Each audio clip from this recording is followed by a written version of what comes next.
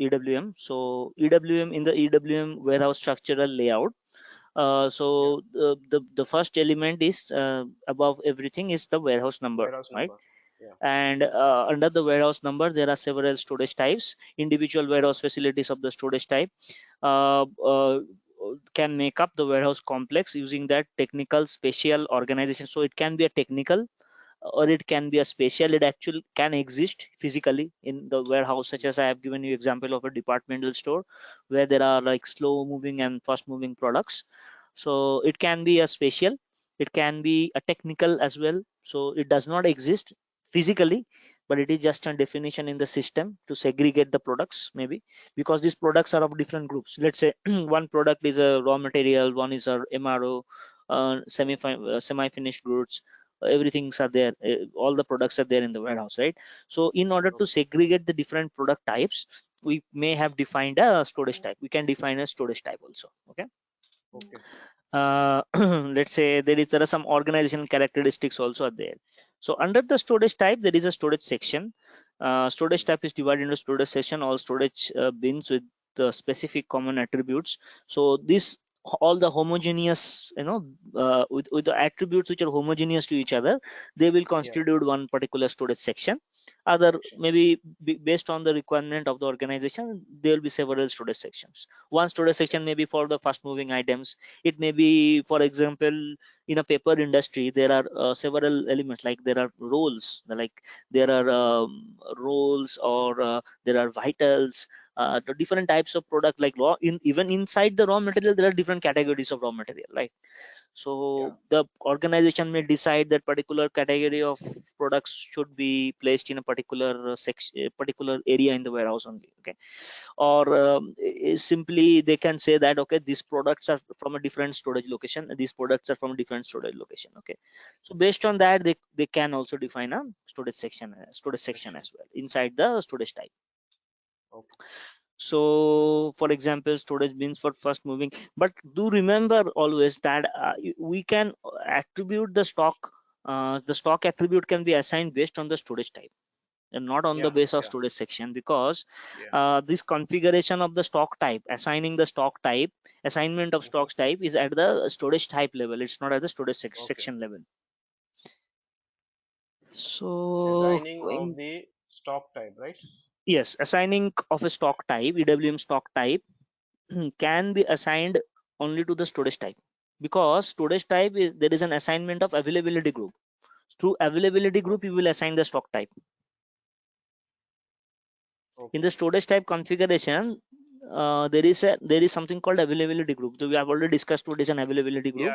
So that is assigned also at the level of storage type. So once a particular stock is placed in that particular storage type, that means it will belong to a particular plant and storage location. Okay. And this availability group is also assigned to a stock type. Okay. So going forward, storage bin is a storage type, and storage section consists of a selection of the compartments. Storage compartments, EWM, are called storage bins. Coordinates of the storage bin will tell you the exact position in the warehouse. I have already shown you there are coordinates, XYZ coordinates are there in the storage bin, which will give you the exact location of the storage bin, and it can also be used for graphic warehouse layout where you can store products. Okay. Quant serves to perform inventory management of the material at the storage bin. So the product or material which is stored inside the storage bin is called quant. Okay. Okay. Now I will come to the next concept, which is activity area.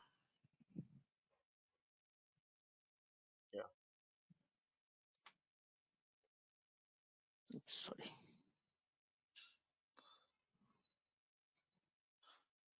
Okay. I don't know whether in the slide.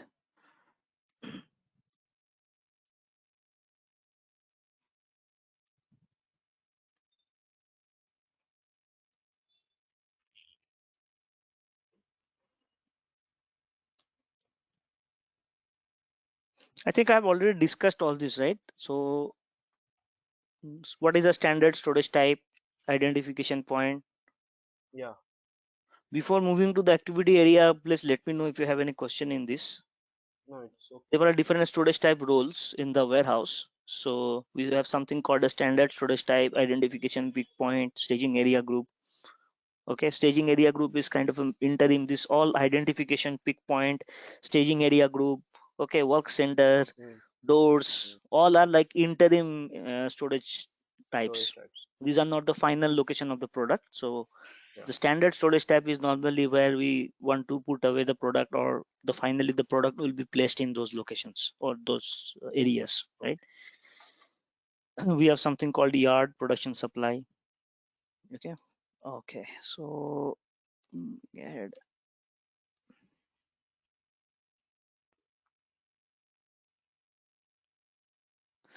So there is something called activity area. So activity area, what is an activity area? So activity area is just like it's a grouping of storage bins. Storage bins. Okay, for a particular activity, to perform a particular activity for that particular storage bin, we need to assign the storage bin to an activity area. And activity areas, Okay. normally it's in the system we group the storage bins to perform a particular task or particular activity in that area. So Okay. it can be a 1:1 combination. So it can, one storage type can have one activity area, for example. One storage type can have several activity areas inside it. Okay. Yeah. Similarly, several storage types can be grouped into one activity area. So all kinds of permutation combinations are possible. Combinations are possible. Okay. Anything, like one activity area can be created for a particular storage type. So we can say that, okay, this particular storage, like we have two buildings, so building A and building B. Let's say we will define that building A, we will only put away, we can only inbound products will be stored in the building A. From building Okay. A, we are not going to sell out any products, we are not going to Yeah. issue any products to the customer. Yeah. Okay. Okay. Between building A and building B, there is a workshop. Maybe there is some processing or any value added services are going on in that workshop. Mm-hmm. That workshop will use the material which has received in building A, and then it Yes. will convert it to the it will do some polishing, oiling, maybe some activities will be performed, Final stickering, product. Yeah. leveling, etc., Mm, putting bubble mm. wrap. All these things are there. After that, this will be taken to building B when it is ready for shipping, and then from building B it will be shipped to some customer, right? So when the material is received in the building A, from building A we are not directly shipping. So so this building A we will define as a storage type in our system, in EWM Okay. system. And this Mm. storage type will have one activity area. This activity area will only be open for a put away activity. Yeah. Okay. Understood. So this, but this Mm. this will not have any picking activity. But what will Hmm. happen if you want to, transfer the materials from building A to that workshop? That is a different question. So transferring can Yeah. happen in, we do not need to have activity areas to transfer directly if you Okay. use ad hoc transactions, right? If you are Mm-hmm. transferring by ad hoc transactions, I'll come explain you when we are talking about the internal movements. But internal Okay. movements you can do without delivery integration. Okay. So what happens is when you move from the building A to building B, building A is a different storage location, let's say building B is a different storage location, let's assume. Mm-hmm. So building A is ROD and building B is AFS for us. Okay. Yeah. Okay. So when it goes to building A, when the source handling unit or the source product, when it is being done, so in when we're transferring, there will be two things. One is the source and another is the destination, right? So once it Mm. goes to the destination, so basically the stock will move from ROD to IFS, AFS. Mm. right? Yeah. Makes I sense, said right? AFS, no? AFS, Yes, right? Yeah. AFS. Okay. Mm. Yeah. Does that answer your question now? Yes. Yes. Yes. So activity areas. So warehouse activity, for example, put away, picking, physical material. So let me take you to the screen so that you will understand better. So first, there are some activities that are defined in the system. Uh, from this point, I don't know how Sure. it is open. Is it? Okay. It's still stuck? No, it's when I opened it directly, it opened actually. No. Okay. What I can Hmm. see is the Hmm. that presentation, the slide So that is the naming. problem. Okay. That is, I don't know why it is happening with this software. This meeting app is the problem, I think. Okay, can you see it now?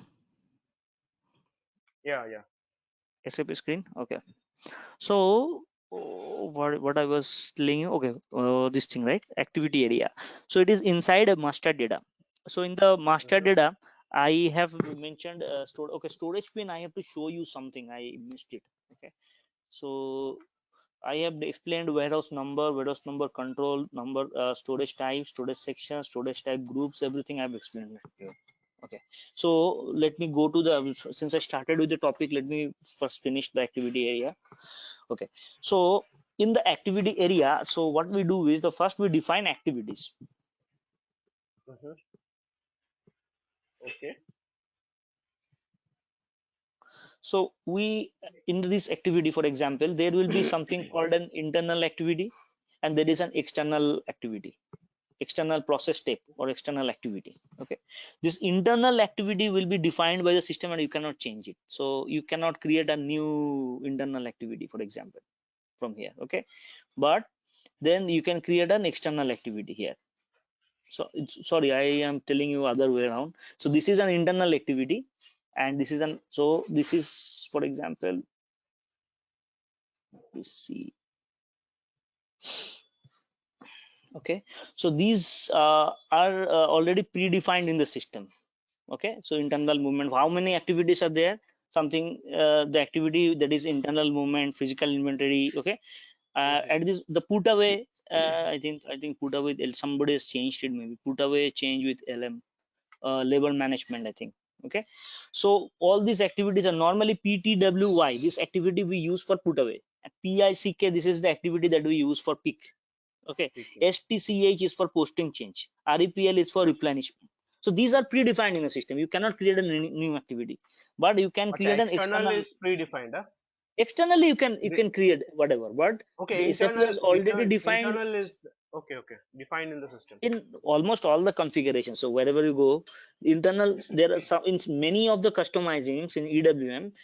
SAP has defined some internal, this thing. Even in case of document, you have noticed document category, SAP has defined the document category. You cannot create a new category of your own, New but you can category. Yeah. definitely create a document type that you can go Type. ahead and Yes. create, that I explained in last class.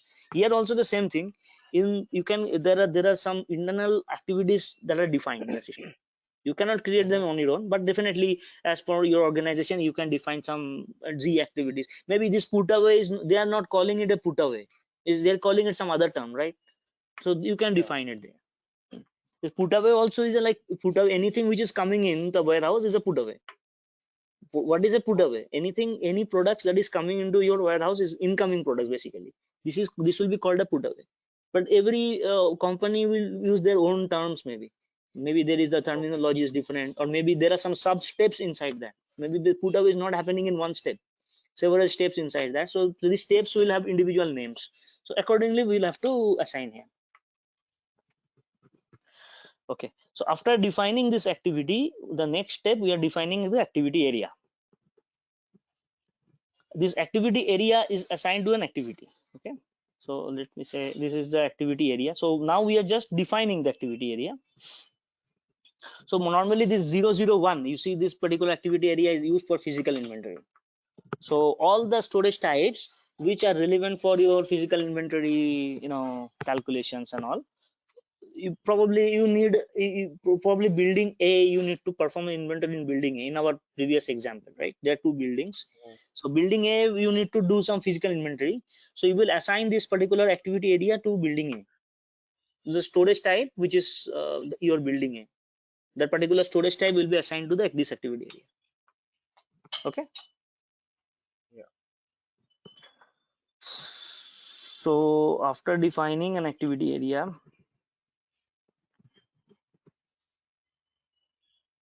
the next thing is that you will you will assign the storage bins to the activity area. Okay,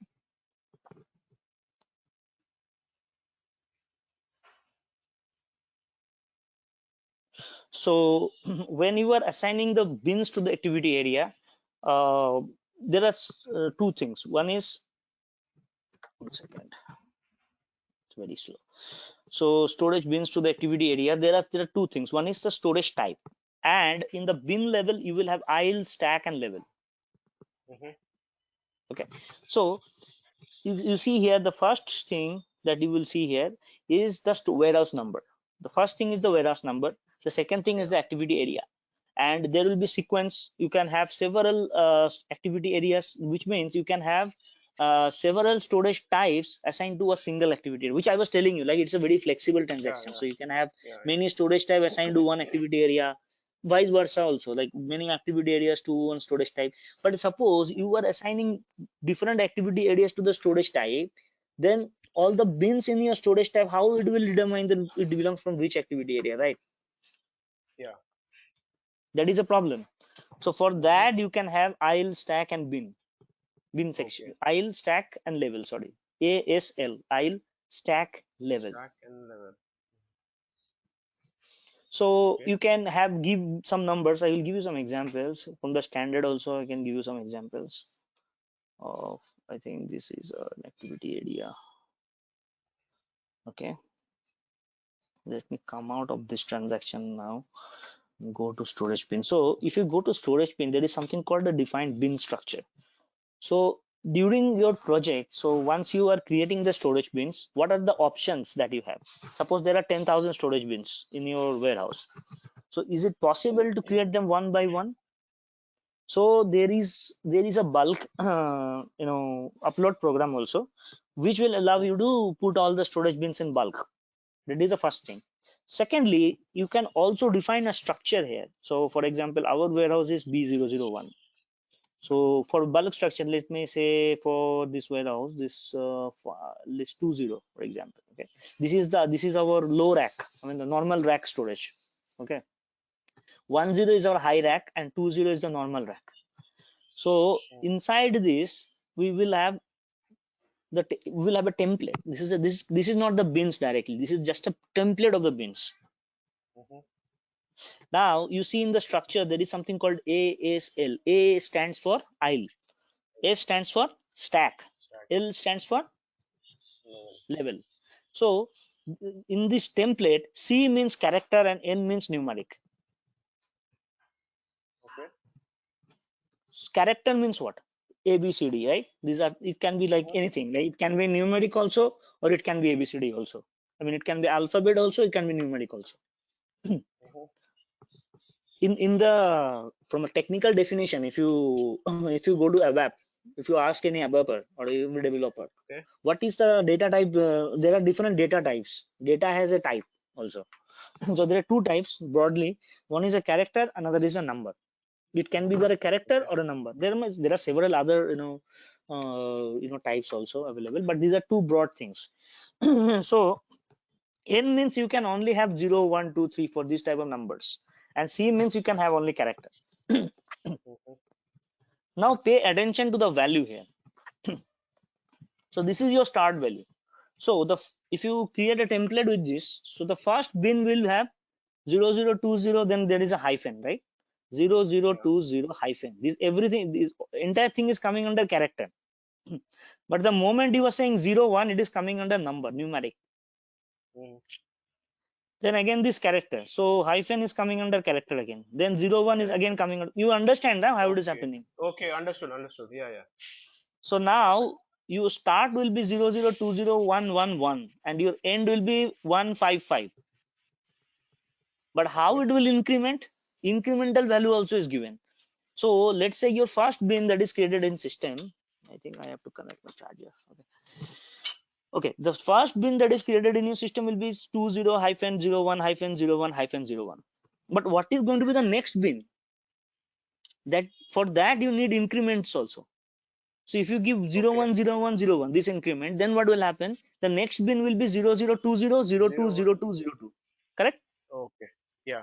Or It it will can be increase by 1 01. every your aisle, No, can stack it and be? No. Can yes. it be 010102? Like Anything first tile, you first can stack. have Yeah. it. Okay. Instead of 1 Any you can give combination. 10 also. Okay. Okay, so in that case what will happen? After 1 it will go 11. Understood. You can have anything. You have to define your own this thing, right? Okay, now if coming down to there is a storage type in the additional data section. there is a storage type, you have to assign a storage type, storage section, storage bin type. Bin type is, I told you, like it's like a dimension of that bin, how is the size of that bin and all. Yeah. Storage group is something, it's a different topic, let's not discuss, go there. So these are like these are the basic attributes that this is just a template. We are not creating the bins, we are just creating a template. Okay, so Template. Yeah. based on this we will create the bins in the end user transaction. So if you come to this transaction, logistics, come to SCM, this thing, and you come to your master data, storage bin. Okay, you see there is something called generate storage bin, ls10. Okay, so if you go to this transaction, it will show you all the these things which are created in your customizing. This is the customizing piece. You cannot create bin. If you create the click on this, it will not, it will say something like it cannot be created or something like that. Okay, so you cannot create a bin that, because why? That is because creation of the bin is end user transaction. It is a master data. So storage bin is a master data, right? Yeah. Storage bin is normally created by the business people only, because they will know how the structure of their warehouse, right? We as a consultant, we don't have the visibility of the warehouse, so it is normally the job of the business to upload these storage bins, or maybe they will ask us to upload. We can do the perform the task of uploading the bins, but what are those bins and how this will should be defined, it will be given by the business only. The business has to give us a template, based on that we'll run the project. Okay. So so in a project you will have to ask from the business these kind of this, if they are implementing EWM for the first time, for example, so you will have to ask them what are these attributes, so that you can define a template based on the Mm. business requirement, and they can implement it here. So if you go to, for example, if you go here, so inside this you can create a bin. So if you directly go and create a click on create bins, the system will go ahead and create the bins. Okay, so you can also see, I think, how many bins are there, that this screen will not show. The next screen will show, even you show you what are, if there is any error that you are getting, maybe there are how many bins are getting created, also it will show you that maybe 5,000 bins are getting created for the storage type, that will show you. Okay, so if you understand this part, aisle, stack and level, in the diagram also I've shown you how these are, this is like Yes. done. Yes. So if you understand that, then you will understand this configuration and how this is done. So let's say one warehouse has different segments. Let's say there is a library, and this library is divided into different segments, and one segment has a fiction book, maybe second segment has a children book, children segment. Okay, Yeah. maybe another segment will have some textbooks, another segment will have non-fiction. Okay, several segments are there. Now these aisles from 1 to 100, 1 to 100 will have only the fiction books. From 100 to 150 will have non-fiction books, something like that. So you will have to structure your the entire library in several sections. So this can be done through aisles. So in this case, your FTCU, this is your aisle. Let me say FTCU is something like it's a storage type, or it's some definition. But 01 is your aisle, 01 is your Okay. stack. After aisle is your stack, that is 01. Your level Mhm. maybe A B C D, or A B C D, or 1 2 3 4, whatever, however you want to define. Mm. So 0101 means, now this book is, if you are searching for a particular book which is at this particular storage bin, then that normally means this book is at the aisle 1, stack 1, level 1, level A.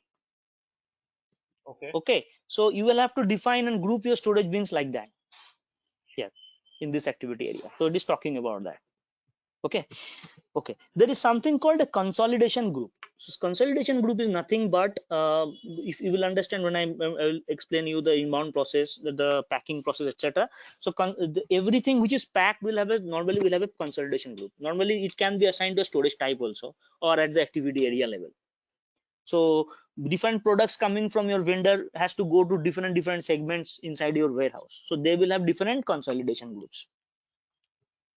Okay. Okay, so the next configuration is sort sequence. So in this configuration, we normally will assign the different we have already have seen how an activity is defined in system, internal and external things. So this external activity which we have defined, this will be actually this can be assigned to a particular activity area in this transaction. Okay, Okay. so what are those activities which we have seen? Put away, picking, Put away. internal movements, Okay. stock transfer, physical inventory. Okay, all these activities, cross line put away. Cross line put away is something that is not implemented everywhere. It is very it's a bit complex also, and this is kind of thing that does not work with all the, it is not this process is not followed by many of the organizations. But it is, I can explain you that it is something like let's say, let me go to this diagram.